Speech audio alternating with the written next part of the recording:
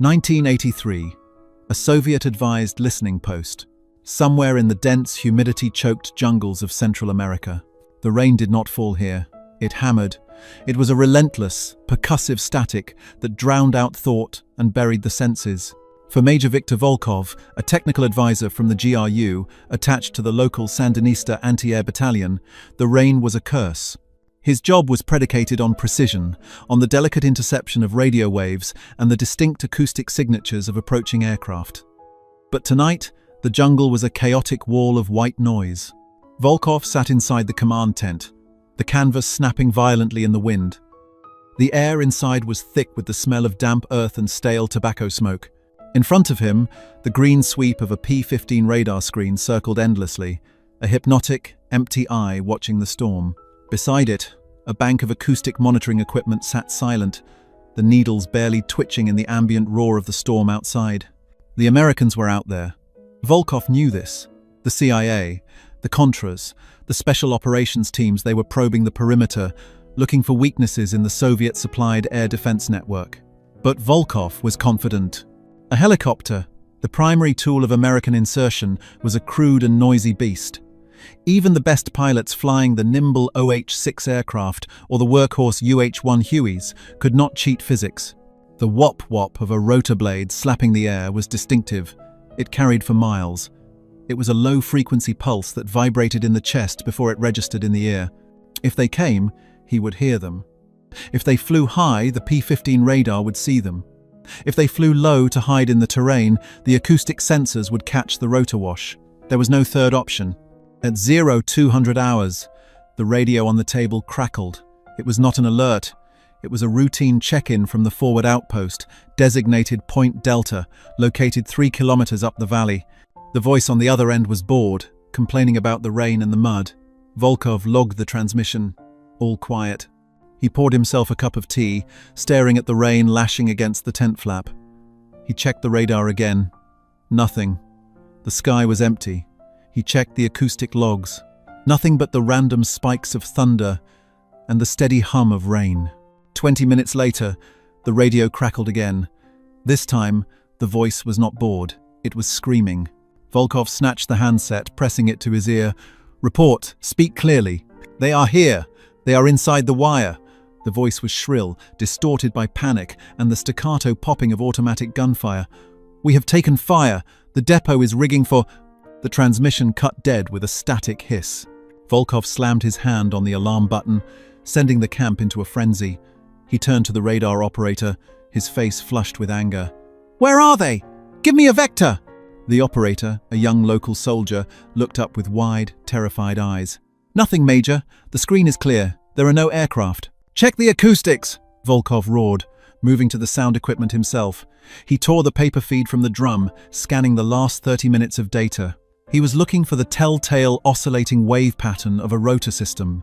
A helicopter insertion required a hover. It required approach. It required an extraction.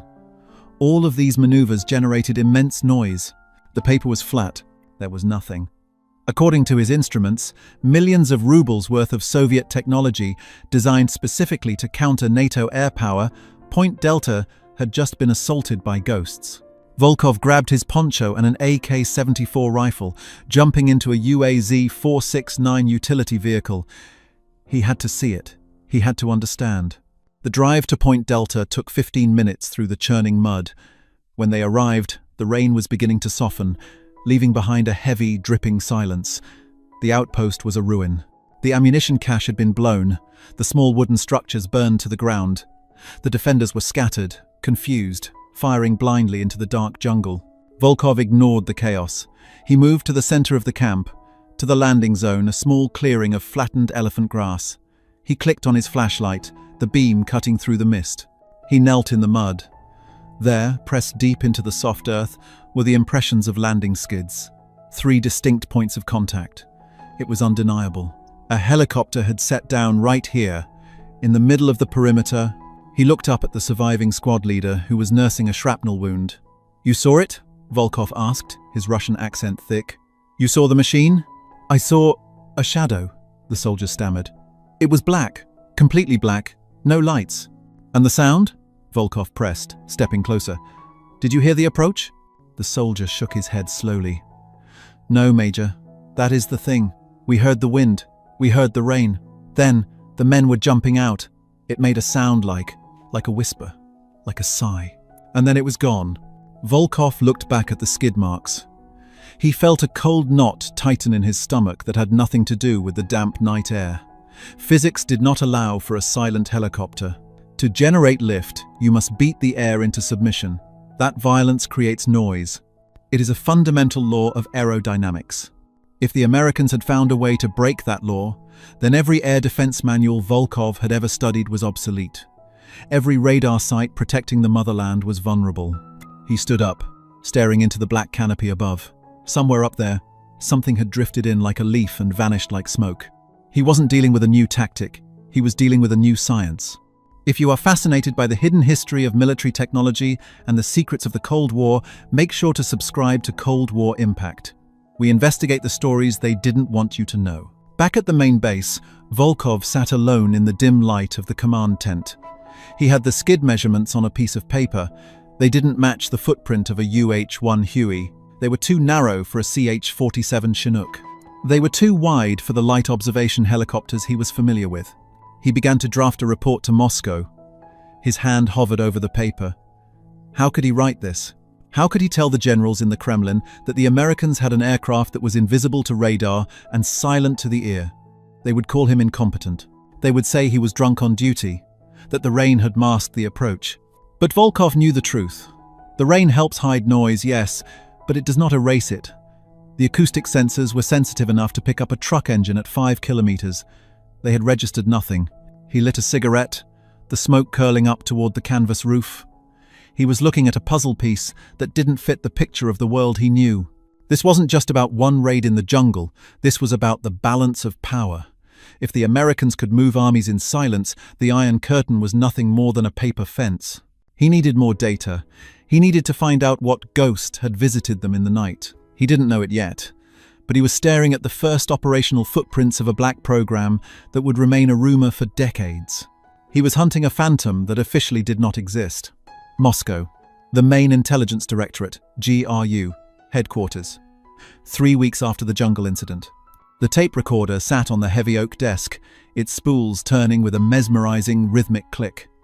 Colonel Grigory Yevlin stared at the machine, his brow furrowed. The room was soundproofed, buried deep within the brutalist architecture of the Soviet military intelligence complex. Outside, the Moscow winter was freezing the city grey, but inside, the air was warm and stagnant. "Play it again," Yevlin said. The technician, a young lieutenant with thick glasses and nervous hands, rewound the tape. He pressed play. A hiss filled the room. It was the recording from Major Volkov's command tent in Central America.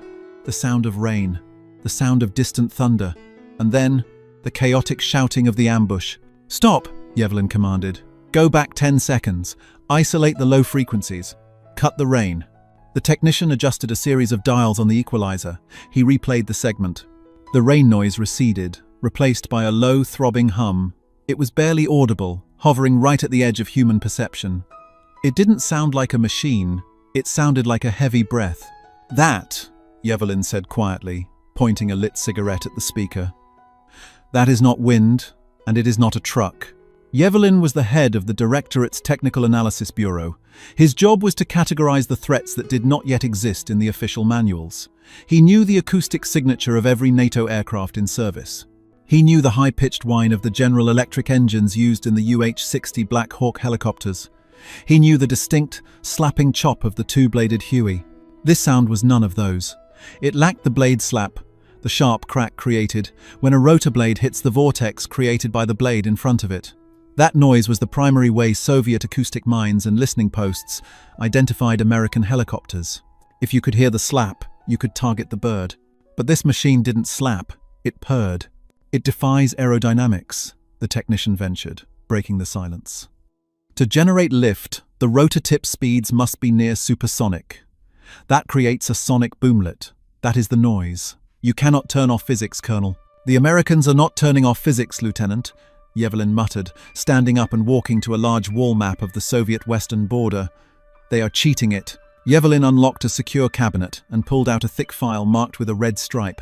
He tossed it onto the desk.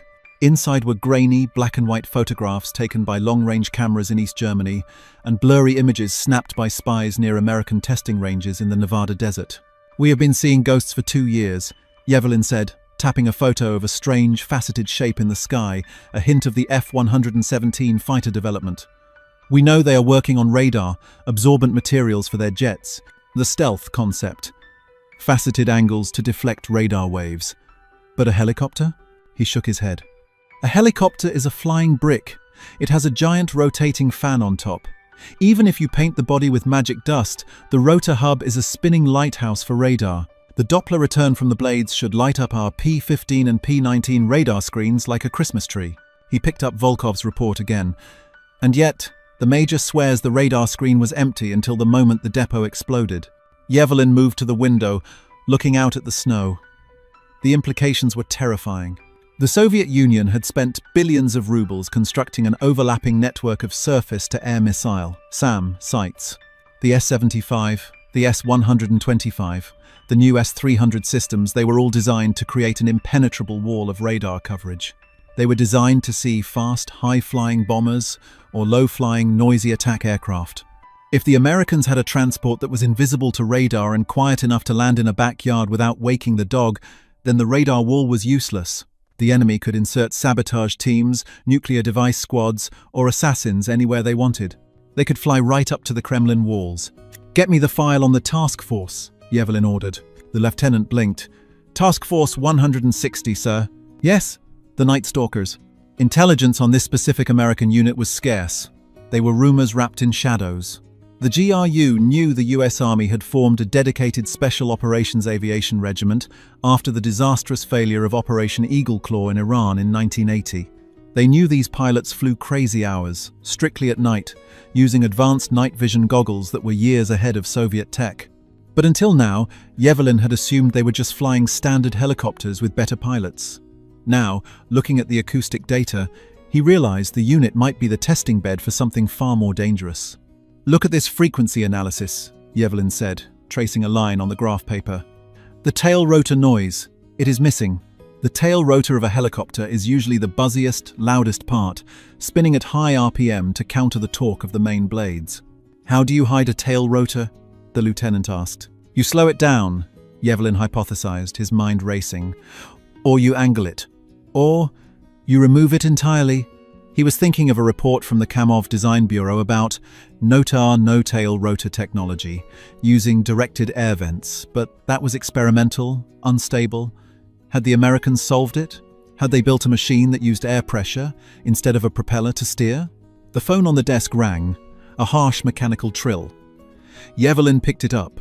"Yevelin, Colonel, this is monitoring station Zapad 4 near the Baltic coast."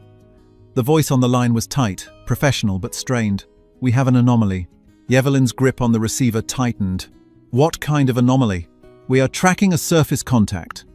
A merchant ship moving towards Gdansk. But our passive sensors are picking up airborne vibrations. Intermittent, very low frequency. Do you have a radar track?" "Negative. The sky is clear. But the acoustic sensors on the oil platform are registering a rhythmic disturbance. It matches the profile you sent out last week, the ghost profile." Yevelin felt a chill that had nothing to do with the drafty room. The Baltic Sea was heavily monitored. It was the front line.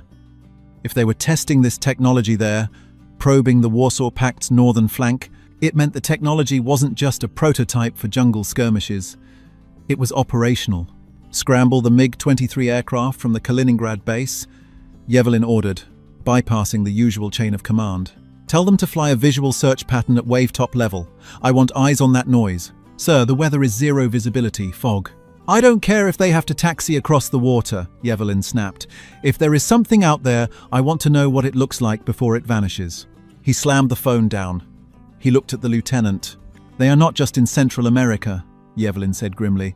"They are testing the doors. They are checking to see if we are asleep." He looked back at the tape recorder. The Americans had developed a way to make a 4-ton machine walk on its tiptoes. Yevelin realized he was fighting a war against an enemy he literally could not perceive. The radar age, which had defined warfare since World War II, was showing its first crack. And through that crack, the SEALs were coming. The Baltic Sea. 80 kilometers off the coast of Poland. 1984. Captain Dmitry Orlov flew his MiG-23 aircraft by feel. The world outside his canopy was a seamless, suffocating grey. The fog sat heavy on the water, merging the freezing sea with the freezing sky into a single wall of milk soup, as the pilots called it. Vector 270. The ground controller's voice crackled, sounding tinny and distant. Target is stationary. Do you have visual? Negative, Orlov replied, checking his instruments. His radar screen, the Sapphire 2-3 system, was washing out with clutter from the waves, but generally, it showed empty space. My scope is clear. Are you sure about the coordinates? Acoustic sensors on the oil rig are screaming, Captain. Something is hovering right in front of you. Distance? 2 kilometers. Orlov felt a bead of sweat roll down his neck inside his pressure suit. Flying a Mach-capable fighter jet at wave-top altitude in zero visibility was suicide. He tightened his grip on the stick. If there was a helicopter out there, he should have seen the radar return from its rotor blades. A helicopter is a giant metal fan. To a Doppler radar, it shines like a supernova. Closing to 1 kilometer, the controller said. The sound is intensifying, it is pulsating. Orlov squinted. The grey wall ahead seemed to shift. There was a break in the fog, a small pocket of clear air carved out by a downdraft. And there it was. For a split second, Orlov's brain refused to process the image. He was expecting a sea knight or a super stallion bulky, industrial machines bristling with antennas and rivets. What he saw looked like a hole in the world. It was a helicopter, but it was wrong. The fuselage was dark, matte black, absorbing the scant ambient light. It didn't have the curved organic lines of a normal aircraft. It was angular, strange, but the most terrifying thing was the tail. There was no tail rotor. Orlov gasped, banking the MiG-23 aircraft hard to avoid a collision. Visual contact! I have visual, he shouted, his thumb hovering over the weapon release, though he had no lock tone. It is black. No markings. It is... God, it is hovering in silence. As the jet roared past, the black shape didn't bank away or climb. It simply dropped. It didn't descend like a normal helicopter. It fell like a stone, vanishing into the wavetops and the fog below. I am turning! Orlov yelled, wrestling the heavy fighter into a tight turn, the G-forces crushing him into the seat. He brought the nose back around, searching the grey mist for the shadow. Radar? The controller asked urgency. Nothing! No return! Orlov screamed. It was right there, 500 meters. How can the radar not see 5 tons of metal? He flew over the spot again. Empty waves. The acoustic signal on the oil rig died instantly. The ghost had slipped back into the ether. Moscow, the Technical Analysis Bureau.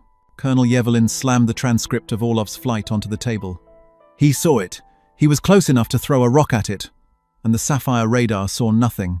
Across from him sat Dr. Arkady Kogan, a weary aerodynamicist from the Tsargi Institute. Kogan was wiping his glasses with a handkerchief, looking at the sketch Orlov had drawn after landing. It is the tail, Kogan said softly. That is the key. Explain, Yevlin demanded. The tail rotor is the loudest part of the helicopter, Kogan said, putting his glasses back on. It chops the air violently. It is also a perfect radar reflector. If you remove it, you cut the noise by half and the radar cross-section by 2/3. But you cannot fly without a tail rotor, Yevlin argued. The torque of the main blades will spin the fuselage in circles. It is physics. Unless, Kogan sketched a diagram on a napkin, unless you use the exhaust air itself, you pump air through the tail boom and vent it out the side. The Coanda effect. You use air pressure to counter the torque. No moving parts. No noise. No radar reflection. Yevlin stared at the napkin. Nota, he whispered. No tail rotor. We experimented with this, Kogan admitted. But it was heavy, inefficient. The engines required too much power.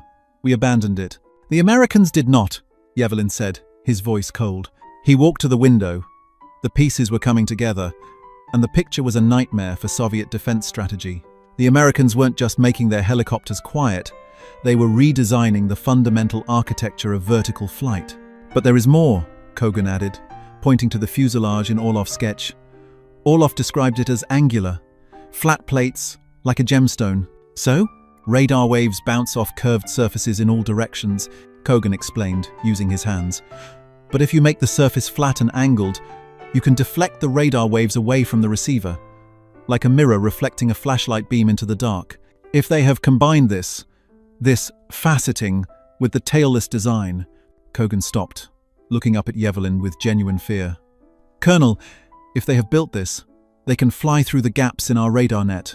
They can fly under the speed of the Doppler filters. They are invisible. Yevlin felt a heavy weight settle in his chest. The Cold War was built on the concept of deterrence, the idea that each side sees the other. You see my missiles, I see your bombers, but if one side puts on a blindfold, deterrence fails.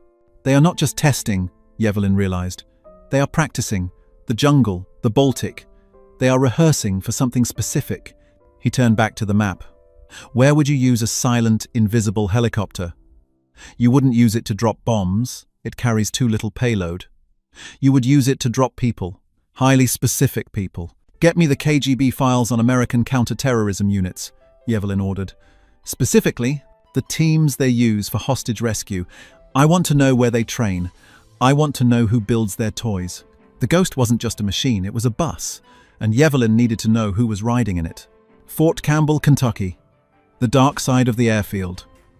The same night as the Baltic sighting, while Colonel Yevlin was staring at maps in Moscow, a world away in the humid American South, a hangar door was sliding open. This part of the airfield didn't exist on public maps. There were no press junkets here. The men who worked inside didn't wear standard army uniforms. They wore flight suits with no name tapes, and they grew beards, a violation of regulations that signaled they answered to a different set of rules.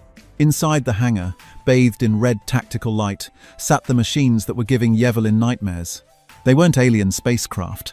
They were Hughes OH-6 Cayuse helicopters and UH-60 Black Hawk helicopters, but they had been surgically altered. The OH-6 seconds, known as Little Birds, were stripped down. The standard two-blade tail rotors, the noisy slappers, had been replaced or modified with four-bladed scissor rotors set at non-orthogonal angles to cancel out the acoustic wave. They had massive exhaust mufflers running the length of the fuselage, burying the turbine scream under layers of suppression. But in the back of the hangar sat the prize, the Stealth Hawk prototype. It was a jagged, ugly thing. The smooth, rounded nose of a standard Black Hawk had been replaced by geometric facets, flat plates, designed to scatter radar energy. The rotor hub, usually a mess of complex linkages, was shrouded in a composite beanie cap. The paint was a special radar, absorbent iron ball mix that felt like velvet to the touch. This was the hardware of Task Force 160, later known as the 160th Special Operations Aviation Regiment, SAW. Their motto, Night Stalkers Don't Quit. Moscow. The reveal. 3 days after the Baltic sighting, a courier arrived at Yevlin's office. He carried a diplomatic pouch from the Soviet embassy in Washington, D.C. Inside was a single grainy photograph taken with a telephoto lens through the chain-link fence of a restricted facility in Kentucky. Yevlin put on his spectacles. The photo showed a helicopter hovering low over the grass. "It is small," Yevlin muttered. "It looks like an egg." Dr. Kogan leaned over. "That is the Hughes OH-6. The Americans call it the flying egg." "But look at the tail," Yevlin pointed. "And look at the exhaust." Kogan squinted. "That muffler. It is the size of a man. And the tail rotor, 4 blades, scissored." Yevlin pulled out a dusty historical file from the Vietnam War era. He slapped it on the desk. "Project Main Street, 1972. What is this?" "The Americans did this before, Doctor. In Vietnam. They built a helicopter called the Quiet One, a Hughes 500P. They flew it into North Vietnam to tap phone lines. It was so quiet, the enemy soldiers standing below it thought it was a swarm of bees." Yevlin looked back at the new photo from Kentucky. "They didn't stop in Vietnam. They kept building. They perfected it." He paced the room, the realization hitting him like a physical blow. The ghost in the jungle, the shadow in the Baltic. It wasn't a new superweapon. It was a doctrine. "The 160th, Yevlin said, reading the intelligence brief on the unit attached to the photo. "They fly at night, 50 feet off the ground, using night vision goggles that turn darkness into day.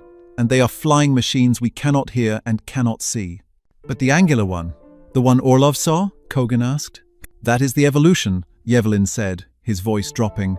"If they can make the little bird quiet, they can make the Black Hawk invisible. They are applying the F-117 stealth technology to rotary wings. Yevlin slumped into his chair. The mystery was solved, but the terror was just beginning. The impossible event in Part 1 wasn't a glitch. It was a MH6 Little Bird, or an early stealth Black Hawk prototype, inserting Navy SEALs or Delta Force operators right under the nose of the Soviet air defense network. The shock wasn't that the Americans had a magic wand, it was that they had mastered the air in a way the Soviets had completely neglected. The Soviets built bigger missiles and faster jets. The Americans built silence. "We have to warn the general staff," Kogan said. "We have to upgrade the acoustic sensors. We need shorter wavelength radar." "It is too late for that," Yevlin said, lighting a cigarette with a trembling hand. "They are already operational. While we were building walls, they were learning to walk through them." He looked at the photo of the dark helicopter one last time. "The Iron Curtain is not leaking, Doctor. It is wide open." Abbottabad, Pakistan, May 2nd, 2011. 27 years after Colonel Yevlin stared at that grainy photo in Moscow, the world finally saw what he had feared. The mission was Operation Neptune Spear. The target was Osama bin Laden, but for aviation historians and intelligence agencies around the world, the raid revealed a secret far more interesting than the location of a terrorist leader. It happened just after midnight. The residents of the quiet neighborhood heard almost nothing. They reported a strange whooshing sound, like wind rushing through a tunnel, followed by a sudden violent crash. One of the helicopters had clipped the compound wall. The air temperature and the high walls created a vortex ring state, bad aerodynamics that even the best pilots in the world, the Night Stalkers, could not entirely predict. The bird went down hard in the courtyard. The SEALs completed their mission. They gathered the intel. They neutralized the target. But before they left, they did something critical. They wired the downed helicopter with thermite grenades. They had to burn it. The technology was too sensitive to leave behind. The fuselage melted into a puddle of molten aluminum and composite slag. The cockpit, the avionics, the secret radar-absorbent skin, all destroyed. But they missed a piece. Kicked over the high compound wall during the crash, the tail section survived intact. And the next morning, as the sun rose over Pakistan, photographers snapped pictures of a strange, silver-grey shape resting against the brickwork. It looked like a prop from a science fiction movie. It was angular, with sharp, geometric lines. The tail rotor was covered by a hubcap to reduce radar signature. The paint was a special matte finish that shifted color in the light. It was the physical proof of the ghost. Back in Moscow, the successors to Colonel Yevlin, the analysts of the modern GRU, looked at the photos on their high-definition screens. They recognized the shape immediately.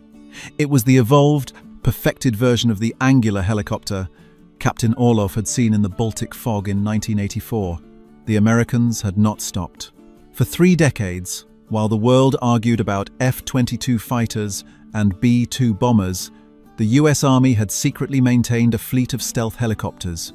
They had taken the little bird concepts of the 1980s, the lessons from the quiet one in Vietnam, and the radar, defeating geometry of the stealth fighter, and merged them into a transport machine.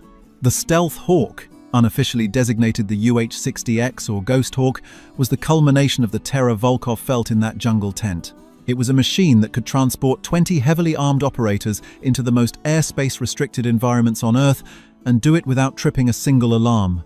The Cold War ended, but the acoustic war never did.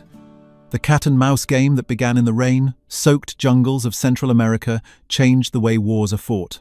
The Soviets were right to be paranoid. Their radar networks, the pride of their defense industry, had a fatal flaw. They were looking for reflections, but the Americans had learned to become shadows. They were listening for thunder, but the Americans had learned to become the wind. Today, the technology is even more advanced. With the rise of electric propulsion and drone technology, the definition of silent is being rewritten again. But the lineage is clear.